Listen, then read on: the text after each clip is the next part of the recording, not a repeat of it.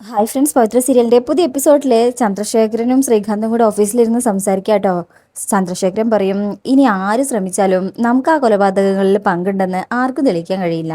ശ്രീകാന്ത് ചോദിക്കും, ഉറപ്പാണല്ലോ അല്ലേ? ചന്ദ്രശേഖരൻ പറയും, രേഖകൾ പ്രകാരം നമ്മൾ ആ സ്ഥലത്തുണ്ടായതിന് ഒരു തെളിവുമില്ല, പിന്നെ എന്തിനു പേടിക്കണം?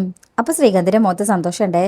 പക്ഷേ എന്നെ അലട്ടുന്നത് മറ്റൊരു പ്രശ്നമാണ്. ദർശനോട് വേദയുമായിട്ടുള്ള വിവാഹത്തെക്കുറിച്ച് ചോദിച്ചു. പക്ഷേ അവൻ ആ വിവാഹത്തിന് സമ്മതിക്കുന്ന കാര്യം വളരെ പ്രയാസമാണ്. ശ്രീകാന്ത് പറയും, അച്ഛൻ വേദയോടും സംസാരിച്ചിരുന്നു, അവളും അത് സമ്മതിക്കുന്ന മട്ടല്ല. സമ്മതിക്കുന്നില്ലെന്ന് മാത്രമല്ല, അങ്ങനൊരു സംസാരമേ അവൾക്ക് താല്പര്യമില്ല. ചന്ദ്രശേഖരൻ പറയും, നമ്മൾ എന്ത് ചെയ്യൂനേ? ചില സമയത്ത് തോന്നും നിന്റെ മുത്തശ്ശൻ എന്തിന്റെ കേടായിരുന്നു എന്ന്. തന്റെ മക്കൾക്ക് തുല്യമായി പങ്കുവെക്കായിരുന്നെങ്കിൽ മനസ്സിലാക്കാം.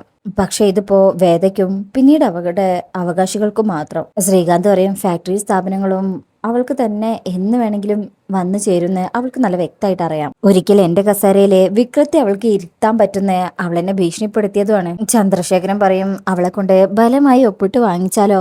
അപ്പൊ തന്നെ ശ്രീകാന്ത് പറയും, അങ്ങനത്തെ ഉമ്മാക്കിയൊന്നും അവളുടെ അടുത്ത് ചെലവാകില്ല. മാത്രമല്ല അച്ഛനുള്ളിടത്തോളം അങ്ങനൊരു ബലപ്രയോഗം നടത്താൻ പറ്റും തോന്നുന്നുണ്ടോ? എങ്കിൽ പിന്നെ എന്ത് ചെയ്യും? ശ്രീകാന്ത് പറയും, അവൻ ആ വിക്രം ജീവനോടെ ഉള്ളതാണ് അവളുടെ ധൈര്യം. ഏതു പ്രശ്നത്തിൽ നിന്നും രക്ഷിച്ചെടുക്കാൻ അവനൊരുത്തനുണ്ടെന്നുള്ള ബലമാ. ആ താങ്ങിന്റെ ബലത്തിലാ അവള് സംസാരിക്കുന്നത് തന്നെ. ചന്ദ്രശേഖരൻ പറയും, എങ്കിൽ ആ താങ്ങ് ഇല്ലാതാക്കിയാലോ? ശ്രീകാന്ത് പറയും, അത് നമ്മൾ ശ്രമിച്ചിട്ട് നടക്കുന്നില്ലല്ലോ അച്ഛാ. അങ്ങനെയല്ലടാ, അത് നടത്താനായി നമ്മൾ ഒരുമ്പിട്ട് ഇറങ്ങിയിട്ടില്ല, അതാണ് കാരണം. പുളിക്കലിനെ ഇല്ലാതാക്കാൻ എടുത്ത തീരുമാനം പോലെ വിക്രത്തെ ഇല്ലാതാക്കാൻ ഒരു തീരുമാനം എടുക്കണം. ശ്രീകാന്ത് പറയും, അത് സംഭവിച്ചാ പിന്നെ അവൾക്ക് ആരും ഇല്ലാതാക്കും. വിക്രത്തിന്റെ വിധവയായിട്ട് ജീവിക്കാന്നൊക്കെ ഡയലോഗിൽ പറയാം, അത് ജീവിച്ചു കാണിക്കാൻ പണിയാണച്ചാ. അപ്പൊ ചന്ദ്രശേഖരൻ പറയും, അങ്ങനൊരു സെന്റിമെന്റ്സ് അവൾക്ക് വന്നാ കാര്യങ്ങൾ നമുക്ക് അനുകൂലമാവും. അങ്ങനൊരു സ്ഥിതി വന്നാൽ അവൾക്ക് കമ്മ്യൂണിക്കേഷൻ ചെയ്യാൻ പറ്റുന്ന ഒരേ ഒരാൾ ദർശനായിരിക്കും. അവരെ അടുപ്പിക്കാൻ അത് സഹായകമായേക്കും. എങ്കിൽ പിന്നെ അവിടെ തന്നെ നമുക്ക് പോയാലോ? അങ്ങനെ സംസാരിക്കുമ്പോൾ ചന്ദ്രശേഖരന് ഒരു കോള് വരും. ആ ജോണിയാണേ, വാസവന്റെ വലങ്കയായി നിൽക്കുന്ന ആളെ. ആണോ? എപ്പോ? ശരി ശരി, നീ കാര്യങ്ങളൊക്കെ അപ്പപ്പം അപ്ഡേറ്റ് ചെയ്യണം. അവരുടെ പ്ലാൻ എന്താണെന്ന് അറിഞ്ഞിട്ട് വിളിക്കാം, ഓക്കെ എന്ന് പറഞ്ഞ് കോള് കട്ട് ചെയ്യും. അങ്ങനെ ശ്രീകാന്ത് കാര്യം തിരക്കുമ്പോൾ ചന്ദ്രശേഖരൻ പറയും, വാസവനും ശ്രീനിവാസനും കൂടെ ഒരു മീറ്റിംഗ് നടന്നു. പുളിക്കന്റെ മരണത്തിന് പിന്നിൽ ആരാണെന്നാ അവരുടെ അന്വേഷണം. ശ്രീകാന്ത് വയ്ക്കും, നമ്മളാണെന്ന് വല്ല സൂചനയുണ്ടോ? ഇപ്പോഴില്ല. പക്ഷെ ആ നശിച്ചവൻ ഓർമ്മ വന്നാ എല്ലാം പറഞ്ഞു കഴിഞ്ഞാൽ പിന്നെ എല്ലാം പ്രശ്നമാകും. അപ്പൊ ശ്രീകാന്ത് വയ്ക്കും, ആര്? ചന്ദ്രശേഖരൻ പറയും, വിക്രമിന്റെ കൂട്ടുകാരൻ ഹനിയൻകുട്ടൻ. ശ്രീകാന്ത് വയ്ക്കും, അതിന് അവനുണ്ടായിരുന്നു അവിടെ? ചന്ദ്രശേഖരൻ പറയും, ഉണ്ടായിരുന്നിക്കാം, നമ്മൾ കാണാത്തതാണെങ്കിലോ? അവൻ മൊഴി കൊടുത്താ തീർന്നില്ലേ കാര്യങ്ങളെല്ലാം? ചന്ദ്രശേഖരൻ പറയും, അവൻ കിളി പോയ മട്ടില്ല, പിച്ചും പൊയ്യും പറയുന്ന പോലെ എന്തൊക്കെയോ വിളിച്ചു പറയുന്നു മാത്രം. അവര് കൊല്ലും എന്നല്ലാതെ ഒന്നും പറയുന്നില്ല. ശ്രീകാന്തിക്കും ശരിക്കും ഓർമ്മ വന്ന എന്ത് ചെയ്യും? ചന്ദ്രശേഖരൻ പറയും, അതിനു മുന്നേ അവൻ ഇല്ലാണ്ടാവണം. ശ്രീകാന്തിന് ഒരു പേടിയൊക്കെ ഉണ്ട്. ചന്ദ്രശേഖരൻ പറയും, ലക്ഷ്യം അങ്ങനെയാണ്, ചിലപ്പോ യുദ്ധം പോലെയാണ്. ലക്ഷ്യം നിറവേറ്റാനായിട്ട് അതിന്റെ പാർശ്വഫലമായി ചില മരണങ്ങൾ ഇങ്ങനെ സംഭവിക്കും എന്ന് പറഞ്ഞിങ്ങനെ ഇരുന്ന് ചിരിക്കുകയാണ് ചന്ദ്രശേഖരൻ. ശ്രീകാന്തിന് ചെറിയ പേടിയൊക്കെ ഉണ്ട്.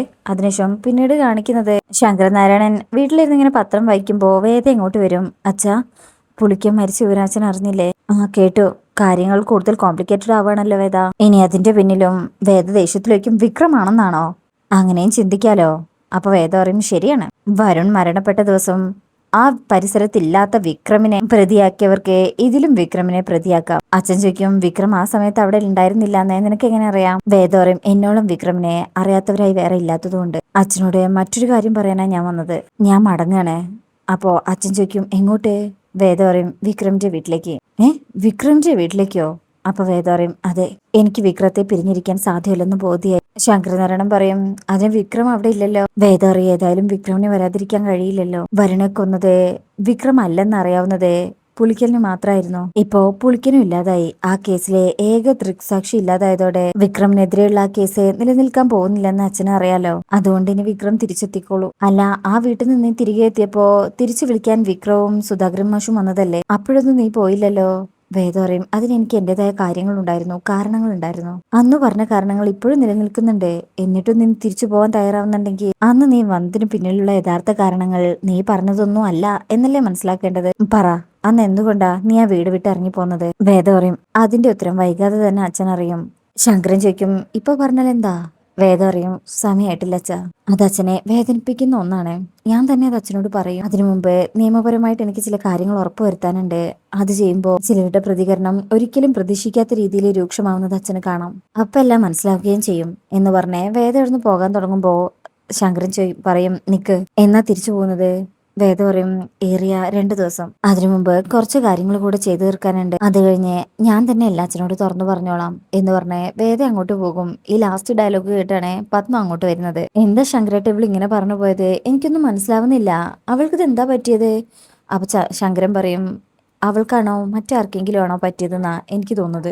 അതെന്താ അങ്ങനെ പറഞ്ഞത്? നമ്മൾ വിചാരിക്കാത്ത രീതിയിൽ ചില കാര്യങ്ങൾ നടക്കുന്നുണ്ടോന്ന് എനിക്കൊരു സംശയം. നാട്ടിലെ കേസുകളിൽ വിലയിരുത്തൽ നടത്തുന്ന ആ മിടുക്കത്തരം എന്റെ വീട്ടിൽ എനിക്ക് കാണിക്കാൻ കഴിയാതായി പോയോന്നാ എന്റെ സംശയം. അതിനുശേഷം പിന്നീട് കാണിക്കുന്നത് വേദ നേരെ വിക്രമിന്റെ അടുത്തേക്ക് പോയി എല്ലാം പറഞ്ഞിട്ടുണ്ടേ. വിക്രം പറയും നീ അച്ഛനോട് അങ്ങനെ പറയേണ്ടിയിരുന്നില്ല. വേദ പറയും എന്തായാലും 1-2 ദിവസം കഴിഞ്ഞാ അച്ഛനെല്ലാം അറിയേണ്ടതല്ലേ, മുൻകൂട്ടി അറിഞ്ഞിരുന്നോട്ടെ. അപ്പൊ വിക്രം പറയും നിന്റെ അച്ഛന് നിസ്സാര ബുദ്ധിയല്ല. നീ അവിടുന്ന് തിരിച്ചു പോകുന്നതിന്റെ കാര്യം ചിന്തിച്ചു കഴിഞ്ഞാ നിന്റെ അച്ഛൻ ഈസി ആയിട്ട് നിന്റെ ചേട്ടനിൽ തന്നെ എത്തി നിൽക്കും. വേദോറയും വേണല്ലോ അവര് തമ്മിൽ ഈ വിഷയം സംസാരിക്കണം. ഒരിക്കൽ അച്ഛനും ചേട്ടനും ഒരുമിച്ചാണല്ലോ ഇദ്ദേഹത്തിന് എതിരായിട്ട് നിന്നത്. ഈ പറഞ്ഞ കളികളിലെല്ലാം അച്ഛന്റെ രഹസ്യ അനുവാദം ഉണ്ടോന്ന് എനിക്ക് അറിയണം. വിക്രം ഇവിടുന്ന് പോയി തിരിച്ചു വിളിക്കാൻ ഇങ്ങോട്ട് വരുന്നതിന് മുമ്പ് അതൊന്ന് ഉറപ്പിക്കണം എന്ന് എനിക്ക് തോന്നി. അതുകൊണ്ടാണ് ഞാൻ അച്ഛനോട് പറഞ്ഞത്. ഇനിയിപ്പോ ശ്രീയേട്ടൻ വരുമ്പോ ഉറപ്പായിട്ടും അതിന്റെ ഒരു സംസാരം ഉണ്ടാവുമല്ലോ. ഇനി അപ്പം നോക്കാം. അപ്പൊ വിക്രം പറയും നിന്റെ അച്ഛനെ ശ്രീകാന്ത് കളിക്കുന്ന കളിയിൽ പങ്കുണ്ടാവുന്നേ എനിക്ക് തോന്നുന്നില്ല. നീ ഇറങ്ങി പോന്നപ്പോ ഉള്ള മനസ്സല്ല ഇപ്പൊ അച്ഛനുള്ളത്. അന്ന് ഞാനും അച്ഛനും കൂടെ വിളിക്കാൻ വന്നപ്പോ നീ വരുവാണെങ്കിൽ കൊണ്ടുപോകാന്നുള്ള സ്റ്റാൻഡായിരുന്നു എന്റെ അച്ഛന്. ഏതാ പറയും നമുക്ക് നോക്കാം. ഇപ്പൊ വന്ന് വന്ന് ആരെയും വിശ്വസിക്കാൻ പറ്റാത്തൊരവസ്ഥയില അപ്പൊ ഞാൻ. ആരൊക്കെ എന്തൊക്കെയാ ഉള്ളു കൊണ്ടു നടക്കുന്നെന്ന് അറിയാൻ വയ്യല്ലോ. എന്നെയും വിശ്വാസം ഇല്ലാണ്ടായോ എന്ന് നോക്കുമ്പോ വേദവിക്രമിന്റെ മൂക്കിന് പിടിച്ചിട്ട് പറയും അതിന് ഞാൻ നീ എന്നുള്ള വേർതിരിവുണ്ടോ നമ്മൾ തമ്മില്? നിന്നെ ഞാൻ എന്ന് പറഞ്ഞിട്ട് അവിടെ നിന്ന് എഴുന്നേൽക്കാൻ തുടങ്ങുമ്പോ വേദ പറയും അത് വേണ്ട. അപ്പോഴും വിക്രം വേദയുടെ അടുത്തേക്ക് നിൽക്കുമ്പോ വേദ അവിടുന്ന് ഒഴിഞ്ഞു മാറുകയാണ്. അധികമായാ ശരിയാവില്ല.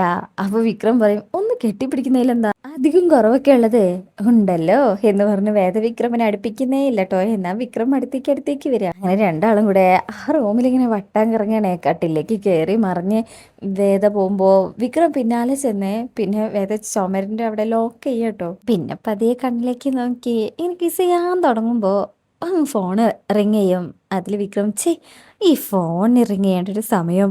അപ്പൊ വേദ പോയി എടുത്തിട്ട് പറയും ജോസഫാണ്. ആ പറയടാ. എടാ നിന്നോടൊരു പ്രധാനപ്പെട്ട കാര്യം പറയാനാണ് ഞാൻ വിളിച്ചത് എന്ന് പറഞ്ഞുകൊണ്ട് അനിയൻകുട്ടൻ്റെ അവസ്ഥയും അനിയൻകുട്ടൻ അന്ന് ആ കൊലപാതകം നേരിട്ട് കണ്ടിട്ടുണ്ടാവണം. വിക്രമിനെ കൊല്ലാൻ വരുന്നൊക്കെ അവൻ പറയുന്നത്. അപ്പോൾ വിക്രം ചോദിക്കും എൻ്റെ പേരോ? അതെന്താ? അപ്പോൾ ജോസഫ് പറയും ആ കൊന്നവർക്ക് നീയുമായിട്ട് എന്തോ ഒരു കണക്ഷൻ ഉണ്ട്. ഇത് കേൾക്കുമ്പോൾ തന്നെ വിക്രം ഞെട്ടാണ്. നീ എപ്പോഴാണ് അവിടെ നിന്ന് ഇറങ്ങുക? വിക്രം പറയും ഇന്ന് രാത്രി തന്നെ ഇറങ്ങും. അനിയൻകുട്ടൻ ആ കൊലപാതകം കണ്ടതിന് പോലീസിന് സാക്ഷിമൊഴി കൊടുത്തിട്ടുണ്ടോ? അപ്പോൾ ജോസഫ് പറയില്ല നിന്റെ പേര് പറഞ്ഞുകൊണ്ട് ഞങ്ങൾ അവനെ മാറ്റി നിർത്തിക്കായിരുന്നു. അതെന്തായാലും നന്നായി.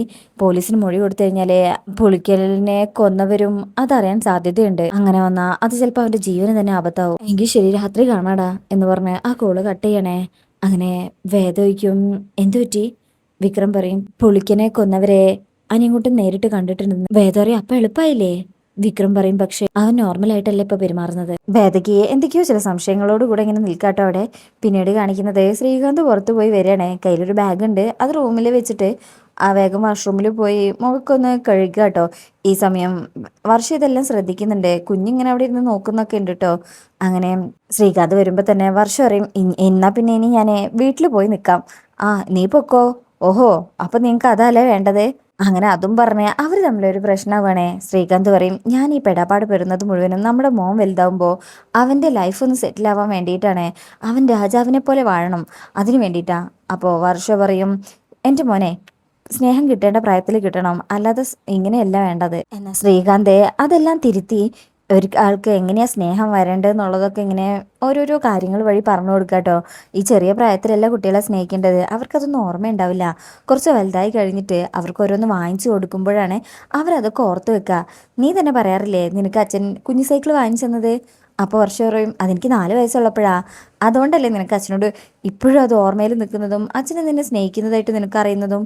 അതുപോലെയാണ് നമ്മളെ ചെറുപ്പത്തിലെ നമ്മൾ ഓർമ്മയില്ലാത്ത സമയത്ത് എന്ത് ചെയ്തിട്ടും കാര്യമില്ല, ഓർമ്മയുള്ളപ്പോൾ ചെയ്യണം. അപ്പോഴാണ് അവർക്ക് നമ്മളോട് സ്നേഹം കൂടുക. ശേഷം മോനെടുത്തിട്ട് കൊഞ്ചിക്കാണ് ഞാൻ എൻ്റെ മകന് കൊടുക്കാൻ പോകുന്നത് വലിയൊരു സാമ്രാജ്യമാണ്. അതിന്റെ യുവരാജാവായിട്ട് ഇവനെ വാഴിക്കുമ്പോൾ ഇവന് മനസ്സിലാക്കിക്കോളും അച്ഛൻ ഇവന് വേണ്ടി എത്രത്തോളം കഷ്ടപ്പെട്ടിട്ടുണ്ടെന്ന്. അല്ലേ മോനെ നീ ഒരു ചായട്ടെ എന്ന് പറഞ്ഞിട്ട് മോനെ കൊണ്ട് പോകാൻ തുടങ്ങുക. അപ്പൊ ശ്രീകാന്ത് വയ്ക്കും നിക്ക് വേദ നിന്നോട് എന്തെങ്കിലും സംസാരിക്കാറുണ്ടോ? വർഷ പറയും എന്നോട് സംസാരിക്കാൻ? അവളുടെ പ്ലാനോ മറ്റോ? അവളെ എന്നോട് വേണ്ടിയിട്ട് തന്നെ ദിവസങ്ങളായി. ആ അതെന്താ? അപ്പൊ വർഷ പറയും നിങ്ങൾ തന്നെ നിങ്ങളുടെ അനിയത്തിയോട് ചോദിക്കി, അവൾക്ക് ആ റൂമിൽ നിന്ന് ഇറങ്ങാൻ തന്നെ സമയമല്ല, ഏത് സമയവും കഥകടച്ച് അതിനകത്ത് ഇരിപ്പണേ, ഇപ്പോ മിമിക്രിയും തുടങ്ങിയിട്ടുണ്ട്. അപ്പൊ ശ്രീകാന്ത് ചോദിക്കും മിമിക്രിയോ? ആ, ഇന്നാളൊരു ദിവസം ആ റൂമിൽ നിന്ന് ആണിന്റെ ശബ്ദത്തിൽ ഒരു പാട്ട് കേട്ടോ. ശ്രീകാന്ത് ഞെട്ടും, പാട്ടോ? ആന്നേ. ഞാൻ എന്നിട്ട് ദീപ്തിയെ കൂട്ടി ചെന്ന് നോക്കി. ശ്രീകാന്തൊക്കെ എന്നിട്ടോ അപ്പോഴല്ലേ മനസ്സിലായത് അവള് പല ശബ്ദത്തിൽ പാട്ട് പാടി ശീലിക്കുകയാണെന്ന്. ആനുവൽ ഡേ ഫംഗ്ഷന് പാടാൻ വേണ്ടിയിട്ടാണെന്ന്. പലതരം വട്ടുകളുണ്ട്. നിങ്ങളുടെ അനുജത്തിക്ക് ഏത് തരം വട്ടാന്ന് എനിക്കറിയില്ല. ഞാൻ ചായ കൊണ്ടുവരാം എന്ന് പറഞ്ഞു പോകുമ്പോ വേണ്ട, നീ ഇവിടെ ഇരിക്കേ. ചായ വേണ്ടേ? ശ്രീകാന്ത് പറയും വേണ്ട, നീ ഇവിടെ ഇരിക്കുന്നു പറഞ്ഞിട്ട് ശ്രീകാന്ത് അവിടുന്ന് പോകുമ്പോ വർഷ വിചാരിക്കും നിങ്ങൾക്ക് ഇതെന്ത് പറ്റി, വേണ്ടെങ്കിൽ വേണ്ട എന്ന് പറഞ്ഞ് കുഞ്ഞിനെ കളിപ്പിച്ച് വർഷം അവിടെ ഇരിക്കുകയാണ് കേട്ടോ. അങ്ങനെ ശേഷം പിന്നീട് ശ്രീകാന്ത് മുകളിൽ കയറി പോകുമ്പോ ഇത് ശങ്കരൻ കാണാണേ. എന്നിട്ട് ശ്രീകാന്തിനെ വിളിക്കും, എനിക്കൊരു കാര്യം സംസാരിക്കാനുണ്ട്. ശ്രീകാന്ത് പറയും അതിനു മുന്നേ എനിക്കൊരു കാര്യം അറിയാനുണ്ട്, എന്നിട്ട് അതും കൂടെ ചേർത്ത് ഞാൻ അച്ഛനോട് സംസാരിച്ചോളാം എന്ന് പറഞ്ഞ് ശ്രീകാന്ത് പോകാൻ നിൽക്കുമ്പോ നിന്നോട് അവിടെ നിൽക്കാനാ പറഞ്ഞത്. ശ്രീകാന്ത് ഈ സ്വരം കേൾക്കുമ്പോൾ ഒന്ന് പേടിക്കുന്നുണ്ട്. ശങ്കരൻ പറയും എനിക്ക് കുറച്ച് കാര്യങ്ങളുടെ സത്യം അറിയണം, അത് നിന്റെ വായന്ന് തന്നെ കേൾക്കാൻ വേണം. അപ്പോഴേക്കും പത്മ അങ്ങോട്ട് വരും. വിക്രമിനെതിരെ ഞാൻ നീയുമായി ചേർന്ന് ഒരുപാട് കാര്യങ്ങൾ ചെയ്തിട്ടുണ്ട്. ഒരു ഘട്ടം കഴിഞ്ഞപ്പോ ഞാൻ വേദയും വിക്രമിനെയും അവരുടെ പാട്ടിന് വിടാൻ തീരുമാനിക്കുകയും ചെയ്തു. പുറമേക്ക് കാണിച്ചിട്ടില്ലായിരുന്നെങ്കിലും പക്ഷേ നീ അവരുടെ പിന്നാലെ തന്നെ ഉണ്ടായിരുന്നല്ലേ. വിക്രമിനെ ജയിലിലാക്കാൻ നീ ഒരുപാട് ശ്രമിച്ച കാര്യം എനിക്കറിയാം. നീ അതിനുവേണ്ടി ഒരുക്കിയ ഒരു കെണിയിലും അവൻ വീണില്ല. അവസാനം അവന്റെ വീട്ടുകാരെ നീ ടാർഗറ്റ് ചെയ്തു അല്ലെ ശ്രീകാന്ത്, ശരിയായില്ലേ? ശ്രീകാന്ത് പേടിക്കുന്നുണ്ട്. അച്ഛനത് എന്തുദ്ദേശത്തിലാ ഇപ്പത് ചോദിച്ചതെന്ന് എനിക്ക് മനസ്സിലായില്ല. ആദ്യം ഞാൻ ചോദിച്ചതിന് മറുപടി പറ. അപ്പൊ ശ്രീകാന്ത് പറയും ഏത് തരത്തിലായാലും അവനെ അവളെയും പിരിക്കണമെന്ന് അച്ഛൻ തന്നെയല്ലേ എന്നോട് പറഞ്ഞിട്ടുള്ളത്, എന്നിട്ട് ഇപ്പൊ എന്താ ഇങ്ങനെ ഒരു മനമാറ്റം? ശങ്കരൻ പറയും എന്റെ മനസ്സ് ആദ്യമേ മാറിയതാണേ, അത് ഞാൻ വ്യക്തമാക്കിയിട്ടുണ്ട്. ശ്രീകാന്ത് പറയും ഹോ, ഇപ്പൊ അങ്ങനെയായോ? ക്രിമിനൽ എന്നാണ് ആയിരുന്നല്ലോ അച്ഛൻ വിളിച്ചോണ്ടിരുന്നത്, ഇപ്പൊ അവനെന്താ പുണ്യാളനായോ? ശങ്കരൻ പറയും ഒരുപാട് കേസുകളില് അവന്റെ പേര് വന്നിട്ടുണ്ട്, അതുകൊണ്ട് തന്നെ അവനെ ഞാൻ ക്രിമിനൽ എന്ന് വിളിച്ചു. പക്ഷേ ഒരു കേസിൽ ഉൾപ്പെട്ടിട്ടില്ലെങ്കിലും ധാരാളം ക്രൈം ചെയ്യുന്ന ക്രിമിനലുകൾ സമൂഹത്തിൽ പിടിക്കപ്പെടാതെ നടക്കുന്നുണ്ടെന്നുള്ള കാര്യം എനിക്ക് അറിയാൻ ചെയ്യാം. ഇത് പറയുമ്പോ ശ്രീകാന്ത് തല താഴ്ത്തുന്നുണ്ട് കേട്ടോ. വേദയെ തിരിച്ച് വീട്ടിലേക്ക് കൊണ്ടുവരാൻ വിക്രമിനെതിരെ ഞാൻ അറിയാതെ നീ എന്തൊക്കെ ചെയ്തിട്ടുണ്ട്, അതെനിക്ക് ഇപ്പം അറിയണം എന്ന് പറയുമ്പോഴും ശ്രീകാന്തിന്റെ മുഖത്ത് നല്ല പേടിയുണ്ടേ. ഇങ്ങനെ തല താഴ്ത്തി നിൽക്കുമ്പോ പത്മ അതിങ്ങനെ ശ്രദ്ധിക്കണേ. അതുപോലെ ശങ്കരനും. പത്മം ചോദിക്കും നീ എന്താ മിണ്ടാതെ നിൽക്കുന്നത്, അച്ഛൻ ചോദിച്ചതിന് ഉത്തരം പറ. അപ്പോഴേക്കും ഇത് കേട്ട് ദീപ്തി അങ്ങോട്ട് വരും. പറ ശ്രീകാന്തേ, നീ എന്തൊക്കെ ചെയ്തോ എന്ന് ശങ്കരനും ചോദിച്ച് എല്ലാവരും ചുറ്റിലും നിൽക്കുന്നത് കാണിച്ചുകൊണ്ട് ഈ ഭാഗം കഴിയണത്. പിന്നീടുള്ള ഭാഗത്ത് ശ്രീകാന്തിനെ ശങ്കരന്റെ കയ്യിൽ നിന്ന് അടിയൊക്കെ കിട്ടുന്നത് കേട്ടോ. അപ്പൊ ഭാഗത്തിനായിട്ട് വെയിറ്റ് ചെയ്യാം. ഇന്നത്തെ റിവ്യൂ ഇഷ്ടപ്പെട്ടിട്ടുണ്ടെങ്കിൽ ചാനൽ എല്ലാവരും ലൈക്ക് ചെയ്യുക, സബ്സ്ക്രൈബ് ചെയ്യുക, സപ്പോർട്ട് ചെയ്യുക. താങ്ക്